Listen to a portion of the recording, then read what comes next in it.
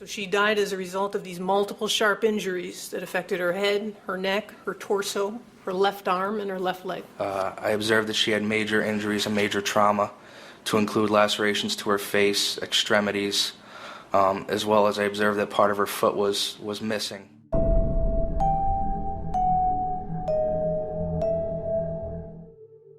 Mount Vernon, a picturesque town in the state of New Hampshire with a small population, forms a close-knit community where the crime rate is so low that some people leave their homes unlocked. In 2009, 42-year-old Kimberly Cates, her husband David, and their 11-year-old daughter Jaimie were living a happy family life. Kimberly worked in healthcare as a nurse in the pediatric department. Once they settled in Mount Vernon, Kimberly quickly found a job. The family lived in a spacious ranch-style house 2 miles from town, surrounded by woods, with 3 more houses nearby. They deliberately chose this location, embracing its tranquility and silence. However, David's job as an engineer kept him connected to society. Over the past year, he had traveled for work 26 times. Despite the isolation of their home, Kimberly's concerns led the family to install an alarm system and motion sensors. Despite Kimberly and David's confidence that nothing bad would happen, the remote location of the house caused some anxiety. Nevertheless, Mount Vernon was known as a very peaceful town, with no reported crime in the last 2 years. On Saturday, October 3rd, David went on another business trip, leaving Kimberly and their daughter alone. Kimberly often brought her daughter Jaimie into her bed at night when David was away. David sent a text to Kimberly, wishing her a good night, little realizing it would be the last message she'd read. Kimberly replied, informing him that she and their daughter planned to visit the shopping center the next day, and perhaps the karate studio, where Jaimie could practice her favorite sport. On October 4th, 2009, at 4:15 in the morning, Sergeant Kevin Furlong received a request from the Milford County operator regarding a break-in. The young Jaimie was laying on the kitchen floor, maimed, with a missing part of her foot.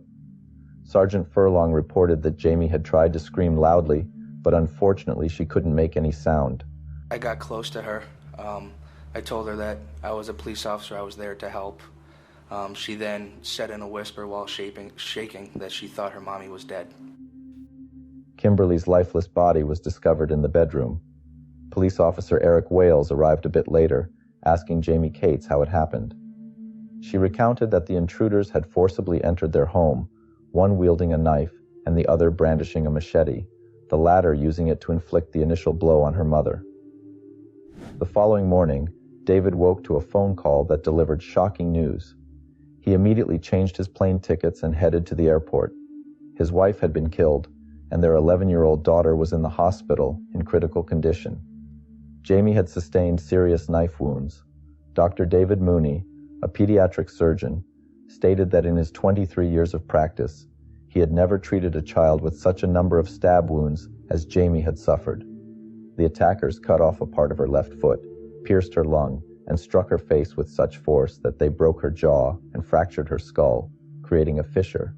However, the girl miraculously survived and was even able to recount to the police all the horrifying details that unfolded in the house on that tragic night.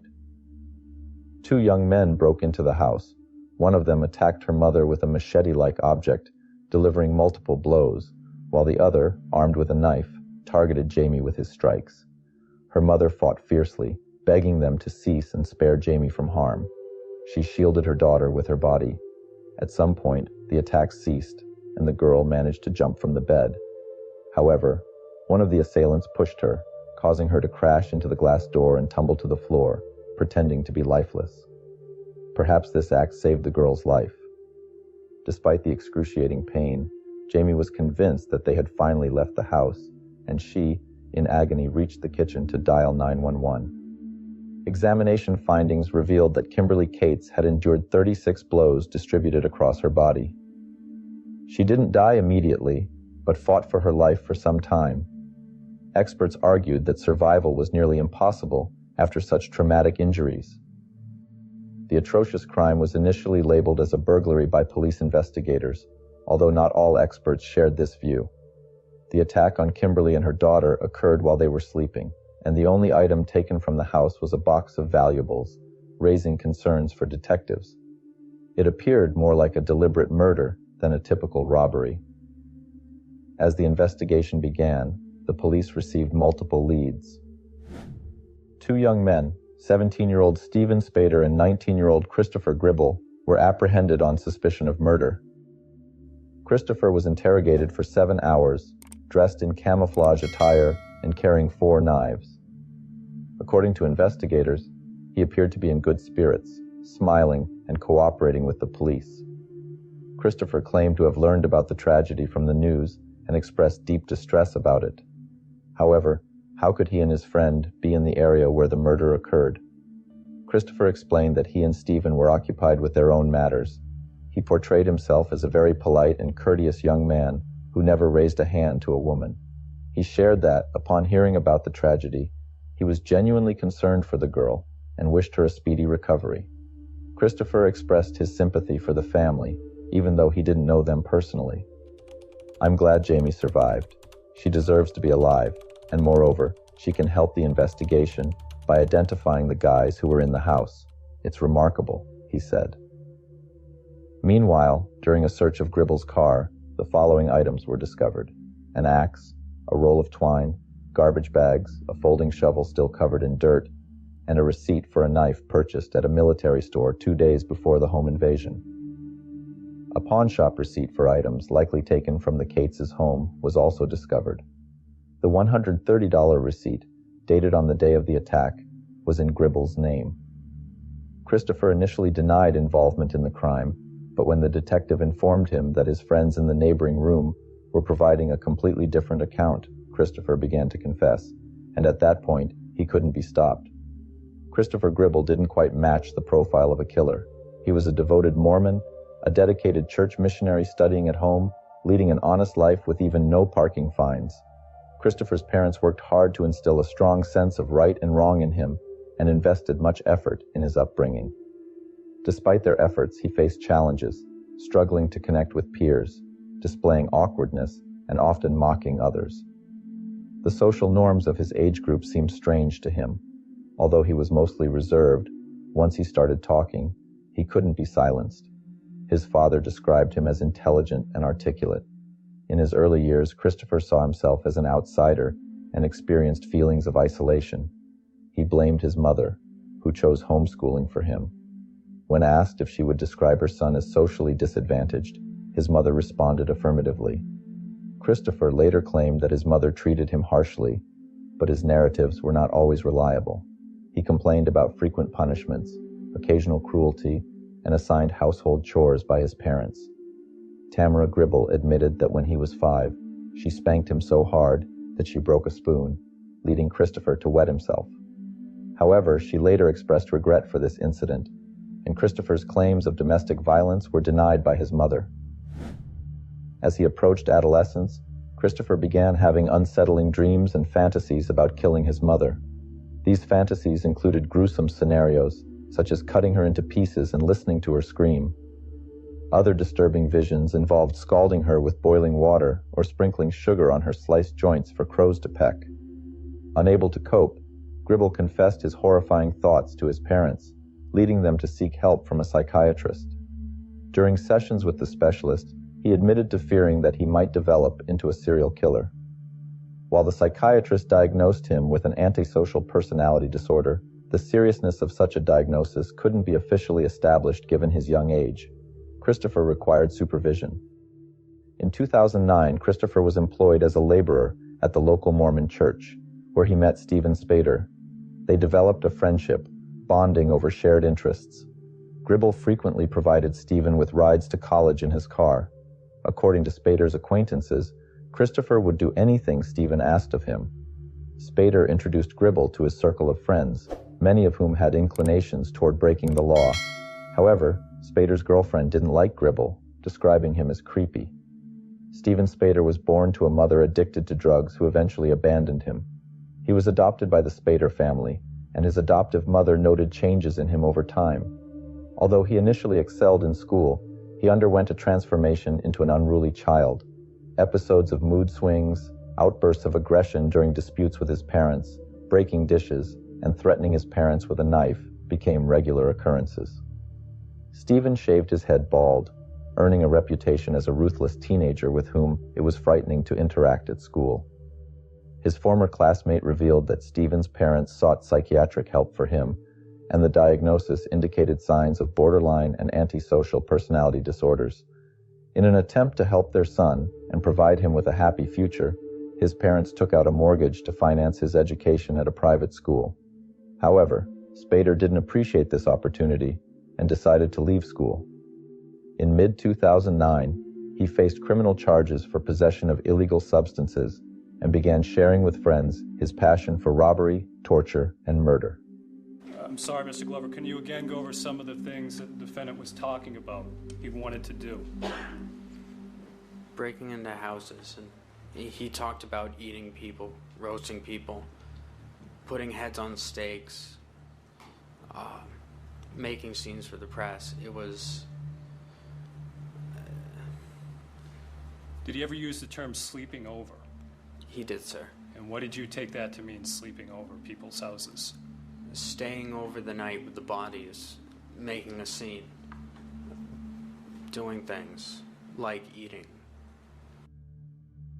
By the end of the summer in 2009, Spader informed his friends about his intention to establish a criminal club called the Disciples of Destruction, with himself as the leader. Spader named his first recruits, who were his friends. He created a detailed list of goals and rules, designed a logo featuring the initials of the U.S. Department of Defense, and instructed his recruits that the initiation into the club was through a home invasion, with the directive to eliminate anyone present during the break-in. During the questioning on October 5, 2009, Stephen Spader, Christopher Gribble, and 2 accomplices confessed to their involvement in the crime at the Cates residence. Gribble informed the authorities that a few days before the incident, Stephen Spader and William Marks were scouting the city for a suitable house for a burglary.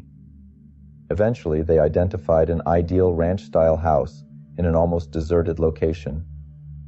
When Stephen quietly opened the bedroom door, he peeked in and said that there were people inside. They illuminated the bed, awakening Kimberly Cates, who asked Jaimie if it was her. Stephen turned on the light in the room and approached one side of the bed, while Christopher approached the other. Stephen was the first to strike the woman, after which Christopher also did the same. Gribble described that Stephen seemed to lose control, continuing to strike Kimberly without stopping. Meanwhile, Christopher shifted his attention to the daughter, repeatedly striking Jaimie with a knife. The girl tried to escape, but Jaimie prevented her from doing so. Consequently, Jaimie crashed through the glass door and fell to the floor, while Spader continued assaulting her mother in the bedroom. When he stopped, the woman could still breathe. Gribble approached her and delivered the final fatal blow with the knife to her neck. The other 2 boys, William Marks and Quinn Glover, stood by the door, covering their ears from the screams and making no attempt to call for help or stop their friends. Before leaving the house, the criminals searched it, finding only valuables, which they took. Spader and Gribble were charged with first-degree murder and attempted murder, while the other 2 boys were accused of conspiring to commit burglary with armed robbery. Spader was the first to face the judge and received a life sentence without parole. Later, when the court prohibited life sentences for minors, Spader declined to appeal for a reduced sentence, labeling himself the most sick and twisted person you'll ever meet. His appellate attorney informed the press that Spader chose not to appeal for personal and moral reasons. Marks and Glover entered into a plea agreement, admitting their guilt and providing testimony against Spader and Gribble. Marks received a prison sentence of 30 to 60 years, while Glover was sentenced to 20 to 40 years. Gribble, the final defendant to face the jury, did not plead guilty during the 3-day trial, asserting insanity at the time of the crime. He appealed to the court for a psychiatrist and treatment. When questioned about the possibility of committing a crime again if replied, he responded, "Most likely, I would commit the crime again." The court did not sympathize with Gribble and did not view insanity as a mitigating factor, as psychiatrist Dr. Albert concluded that Christopher was not mentally ill, but rather a manipulator and a liar. Judge Gillian Abramson expressed her conviction, stating, "I am confident that the record overwhelmingly indicates that an infinite term of imprisonment is insufficient for you. Gribble was then sentenced to 2 consecutive life terms for first-degree murder and attempted murder without parole. Another psychiatrist concluded that Gribble aspired to be seen as a psychopath and genuinely believed in it, with his friend Spader only reinforcing this desire. Gribble was fascinated by Stephen and followed his example in every aspect of his life. In October 2014, Gribble sought a reduction in his sentence for his non-murder charges based on his young age. The court did not rule immediately. The murder led to the New Hampshire legislature expanding the crimes punishable by the death penalty to include murder during a home invasion. The state later repealed the penalty on May 30, 2019, after state senators overrode a veto by Governor Chris Sununu. Prisoners who had been convicted of capital murders committed before that date did not have their sentences commuted to life in prison, as the repeal was not retroactive.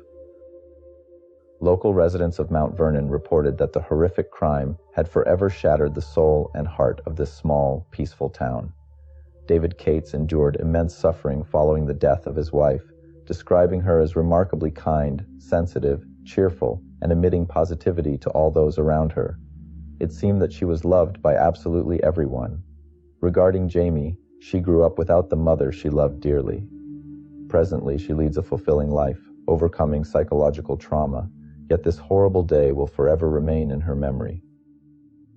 I think we're doing fine. You know, she busts my chops a lot. I bust hers, and you know, Bored without me. we're doing fine.